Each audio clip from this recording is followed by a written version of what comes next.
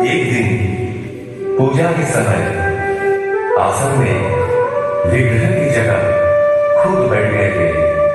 डांट फटकार मिली तो कहे, पुकार तो रहा था वो मुझे। असीम लगाव था माँ के प्रति। एक दिन किसी कारण माँ पीछ निकली दौड़ी, भागने लगा बच्चा। पैर में चुभती हुई गर्मी का एहसास हुआ। ख्याल आया ऐसे ही माँ का पाँव भी तो चलता होगा। रुक गए, थम गए, पिटाई पड़ी। उससे भी उनका हृदय आनंद से भरा था माँ के लिए। भाई फोने আসছে না बढ़ी ज्ञान विज्ञान के अनंत आधार पाठशाला पहुंचे। फोने আসছে না एक के जैसा हूबहू एक और नहीं। वहाँ सिखाया जा रहा था एक और एक दो नहीं मान पाएंगे। और क्या, हम साधारण मानव पीछ तो सकते थे उन महाज्ञानी को। बारिश का एक दिन गहरी एक खाई डूब रहा था। बचाव के लिए पुकार रहा था हाथ बढ़ाए हुए।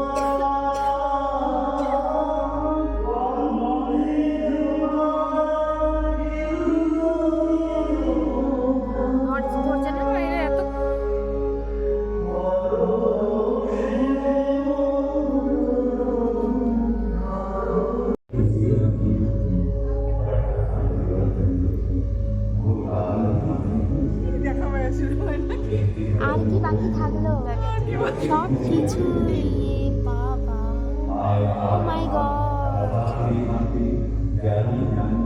এটা কিন্তু অনেকে দেখতে পাবে না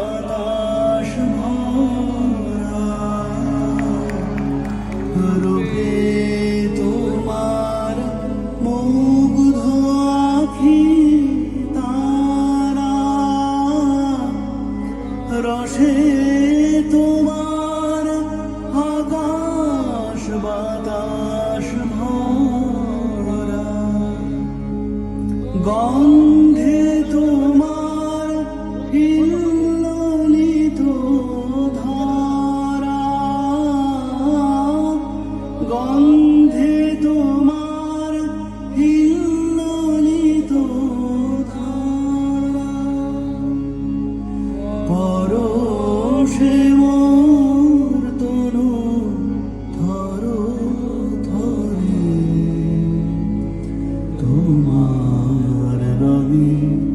হৃদয় আমার রাম, তোমার লাগি দিবানিশি জাগা, তুমি যে মোর সকল ছাওয়া পাওয়া, তোমার লাগি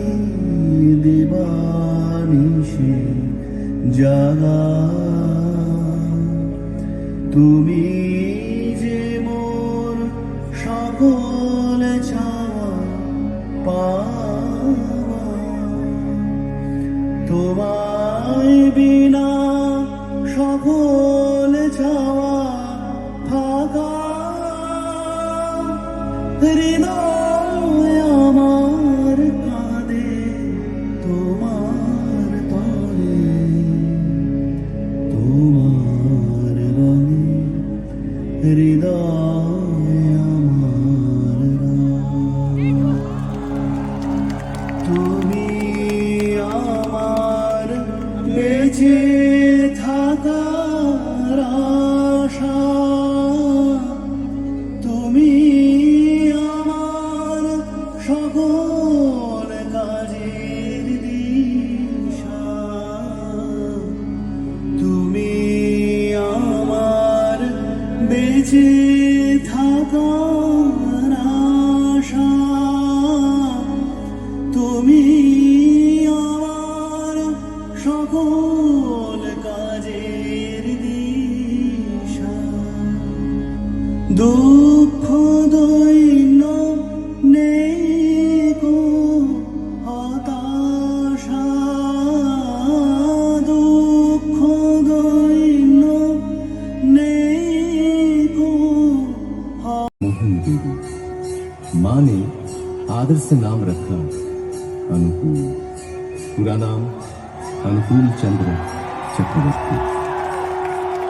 एक दिन पूजा के समय आसन में विग्रह की जगह खुद बैठ गए वे।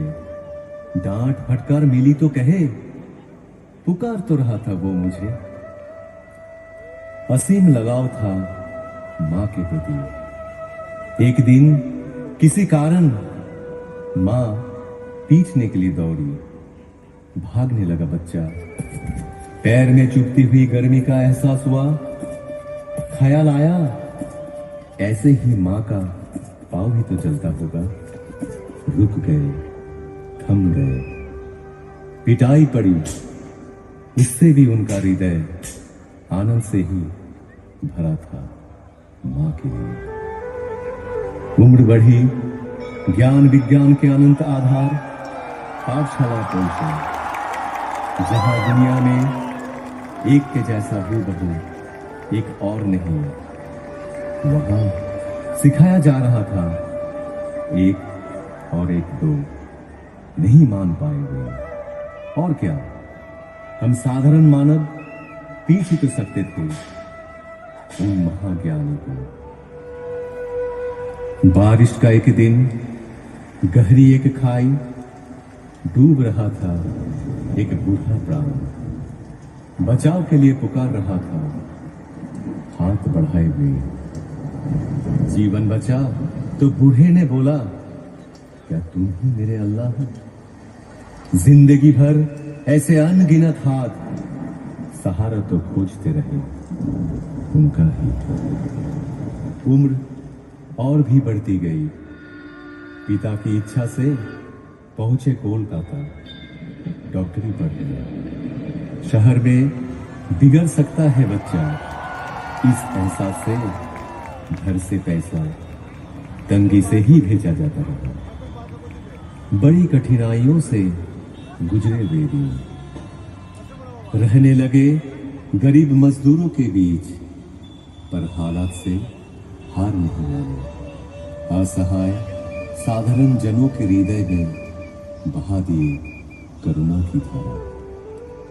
समय के पलटने पर लौट आए गांव, वहां भी चलने लगा वैसा ही प्रेम और करुणा का सिलसिला।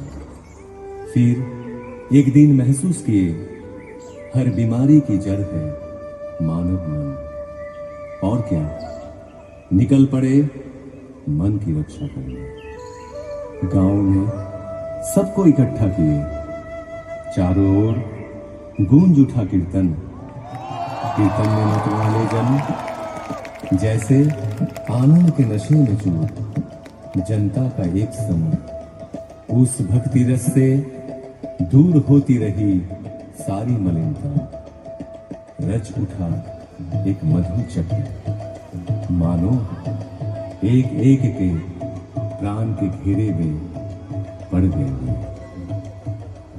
उनके श्री मुख की वाणी सुनकर नवजीवन पाए सकल जन। साफ दिखने लगा जीवन का जटिल मार्ग भी। ग्रहणग्रस्त धरा को अंधियारा से राहत मिली। जो भी पास पहुंचे तन मन से हुए हर्षित। हर एक जीवन की पटकथा परिवर्तन के मूल कारण ही थे वे। केंद्रित कर उनको एकत्रित होने लगे लोग। आए अर्थार्थी, ज्ञानी, जिज्ञासु, संत भी पहुंचे, दुर्जन भी, त्यागी, संसारी, धनी, निराश्रय, निरक्षर सब आते रहे।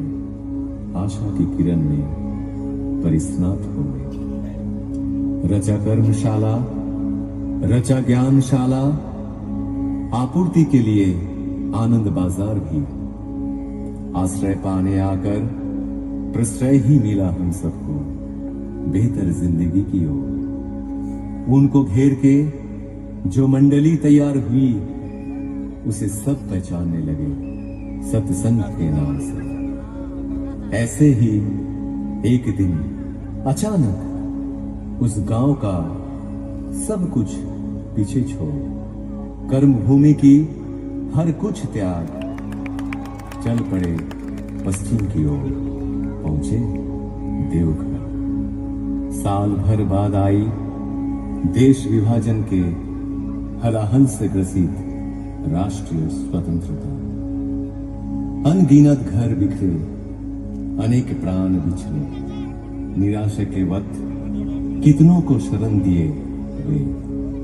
शुरू हुई वही कहानी दोबारा। महामानव की लीला का अंतिम पद देवघर में ही हुआ समाहित। जो रहे उनमें समाहित, जो रहे उनमें मगन, समकित हो आज भी पाते वे अपने जीवन में हर एहसास में, हर कदम में यजन, याजन, इष्ट भृति के माध्यम से नियमित, निरंतर ठाकुर को संग सुधा पाए हुए कई जन आदेश पाकर या तो अपनी इच्छा से, दिल और दिमाग से भी किए कोशिश, पर असफल रहे।